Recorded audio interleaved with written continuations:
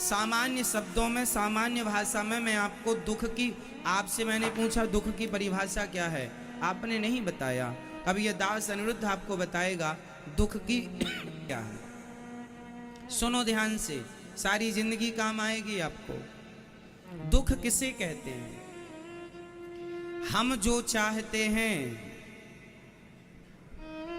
समझिएगा, हम जो चाहते हैं, हम जो सोचते हैं, हमारी जो इच्छा है वो पूरी ना होना ही आपके हिसाब से दुख है। आप जो चाहते हैं वैसा नहीं हुआ, आप उसे क्या मानते हैं? अरे हमने पत्नी से कहा यहाँ वहाँ चली गई, सुनती नहीं है, बड़े दुखी हम तो पत्नी से। हमने बेटा से कहा ये करना है, उसने वही नहीं किया, वहाँ की सब किया, सुनते ही नहीं हमारी। महाराज जी हम तो बेटे से बड़े दुखी हो गए। क्या दुख है? कोई दुख नहीं है। आपके मन की ना होना उसे आप दुख मानते हैं। आपके मन का ना होना आप उसे क्या मानते हैं? दुख मानते हैं।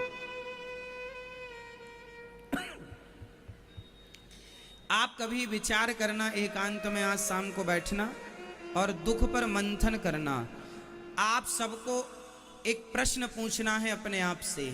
सवाल पूछिए, क्या मैं दुखी हूं या फिर केवल दुखी हूं का गीत गा रहा हूं? क्यों मेरी मां? आप जितनी मेरी मां, बहन, बेटी, भाई लोग, पिता तुल्य बुजुर्ग बैठे हैं, आप कोई दुखी नहीं है। कोई दुख है ही नहीं आपके जीवन में। बस मान रखा है कि हम दुखी हैं। ये हमारे मन की इच्छाएं पूरी नहीं हो रही हैं, उसे हम दुख मान रहे हैं। इसलिए कहता हूं, दुखों से बचना है तो अपने मन को कंट्रोल करो, मन को साधो, मन की उथल पुथल को शांत करो, मन को बहिर्मुखी नहीं अंतर्मुखी बनाओ।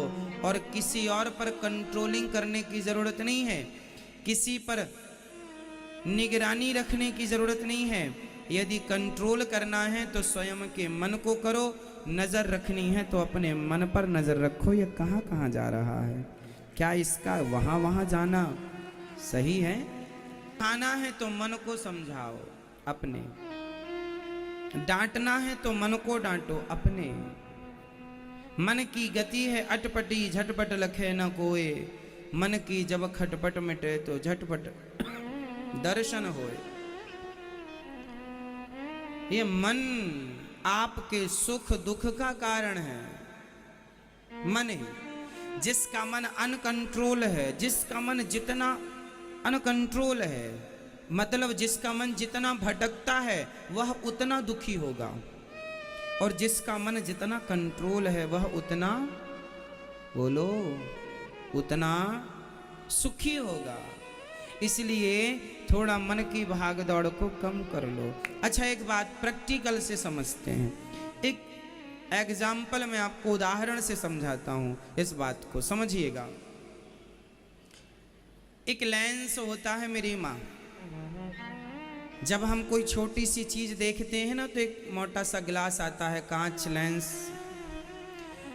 आपने कभी बचपन में देखा होगा, एक कांच होता है जो कागज रख देने पर, सूर्य की किरण पड़ने पर कागज में आग लग जाती है, कांच से। कौन कौन जानता है ये कांच?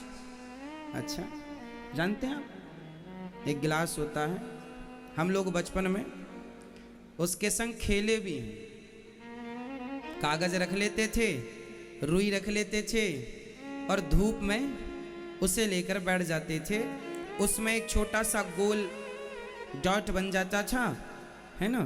फिर थोड़ी देर तक उसको ऐसे पकड़े रहो हाथ से, तो सूर्य के प्रकाश को वो इतना तेजी से फेंकता है कि इतनी गर्मी प्रकट होती है कि कागज में, रुई में आग लग जाती है। अच्छा, एक बात बताओ, माना कि ये कागज है, माना कि फॉर एग्जाम्पल, और माना कि ये कांच है और सूर्य का प्रकाश है। अब मैंने, अच्छा कितनी देर करने से आग लगती है? कितनी देर? लगभग 3 मिनट 4 मिनट आपको स्थायी उसको रखना पड़ेगा, तब कहीं जाके कागज में आग लगेगी। अब एक बात बताओ, अब मैं उस कांच को यूं घुमाता रहूं, बार बार यूं यूं करता रहूं और 1 घंटे तक करता रहूं, आग लगेगी? आग लगेगी? नहीं। और स्थायी रखूंगा तो आग लग जाएगी। बस मेरी माँ, ये तुम्हारा मन ही यूं यूं डोल रहा है। जिस दिन ये मन स्थायी हो गया ना, उस दिन आग लग जाएगी। और जब आग लग जाएगी तो अंदर जितने विषय वासना भरे पड़े हैं सब जल के खाक हो जाएंगे। इसलिए मन को वैसे ही स्थिर करना है जैसे कांच को स्थिर करने से उससे अग्नि प्रकट हो जाती है। मन को स्थिर कर लोगे ना तो भगवान वैसे ही प्रकट हो जाएंगे जैसे कांच के स्थिर से आग प्रकट हो गई। लेकिन चाहिए क्या? स्थिरता। क्या चाहिए? कंपन होता रहेगा, चंचल होगा, कांच हिलता रहेगा, कांच उसका कोई प्रभाव नहीं। समझ रहे हैं? एक स्थिरता जरूरी है। बहुत समय गुजर गया आप लोगों का, अब थोड़ी सी स्थिरता ले आइए। आवश्यक है कि नहीं? बच्चे ज्यादा चंचल होते हैं, जबकि बच्चों से बूढ़े समझदार, क्योंकि मैच्योर हो गए हैं ना, अब बड़े हो गए हैं, समझदार हो गए हैं। बच्चे अभी छोटे छोटे, चंचल ज्यादा हैं। जैसे बच्चे ज्यादा चंचल हैं, उनसे ज्यादा समझदार उनके माई बाप हैं, माता पिता हैं। उनके माँ बाप से ज्यादा समझदार उनके दादा दादी हैं। क्यों? ये कैटेगरी है ना, बच्चे, फिर माता पिता, फिर दादा दादी। दादा दादी की उम्र ज्यादा है, वो बहुत ज्यादा समझदार हैं, उन्होंने पूरी दुनिया देखी है, पूरी जीवन का अनुभव उनके पास है, इसलिए वो ज्यादा शांत होते हैं। लेकिन एक बात और है कि आप बहुत शांत हो सकते हैं यदि आप साधना कर लें, मन की एकाग्रता। यदि मन को एकाग्र, सारी फसाद की जड़ मन है। सारे फसाद की जड़ क्या है? जोर से और जोर से, आपके दुख का कारण क्या है? मन की चंचलता ही आपको दुख देती है। ये मिल जाता, ये कर लेती, ये हो जाता, ऐसा कर लेते, ऐसा होता तो ऐसा हो जाता। ये सारी चीजें मन को चंचल करती हैं, इच्छाओं की ओर दौड़ाती हैं। मन इनकी इच्छाएं पूरी करने में लगा, लेकिन जीवन पूरा हो गया, बुढ़ा हो गया, मर गया, इच्छाएं पूरी नहीं हो पाई। आप लोग क्या कर रहे हैं? आप लोग क्या कर रहे हैं? आप सब लोग अपनी अपनी इच्छाएं ही तो पूरी कर रहे हैं। क्यों? क्या कर रहे हैं आप लोग? इच्छाएं पूरी कर रहे हैं। आप वही करते हैं जो आपकी इच्छा होती है। आप ये नहीं देखते कि ये सही है या गलत ना, सही गलत से आपको लेना देना नहीं है। आपकी जो इच्छा होती है आप वो कर डालते हैं, कर लेते हैं। परिणाम बाद में आएगा तब देखेंगे। परिणाम बाद में आएगा, परिणाम बाद में देखेंगे। ये डिसीजन किसी मूर्ख का हो सकता है। समझदार व्यक्ति वो होता है जो करने के पहले उसके निर्णय पर पहुंच जाए कि करने के बाद इसका परिणाम क्या होगा। इसलिए वो काम मत करो जिसका परिणाम बुरा है, वो काम करो जिसका परिणाम अच्छा है। काम करते हुए उसके परिणाम पर नजर जरूर रखनी चाहिए कि इसका भविष्य क्या है। आज ऐसा करेंगे तो कल कैसा होगा। लेकिन आप भविष्य पर दृष्टि ना डालकर आप वर्तमान में खुश रहते हैं। जो मन में आया कर लिया। फॉर एग्जाम्पल, एक लड़का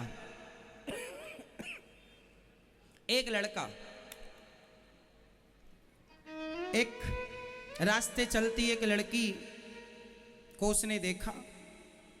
उसका मन बोला, उसके मन ने कहा इसे पकड़ लो, इसके साथ जबरदस्ती करो। उसने उसे पकड़ लिया उसने उसके साथ जबरदस्ती की। और जब जबरदस्ती की तो लड़की ने चिल्लाकर लोगों को बुलाया, पुलिस को बुलाया, उसको जेल हो गई, जेल की सलाखों के पीछे।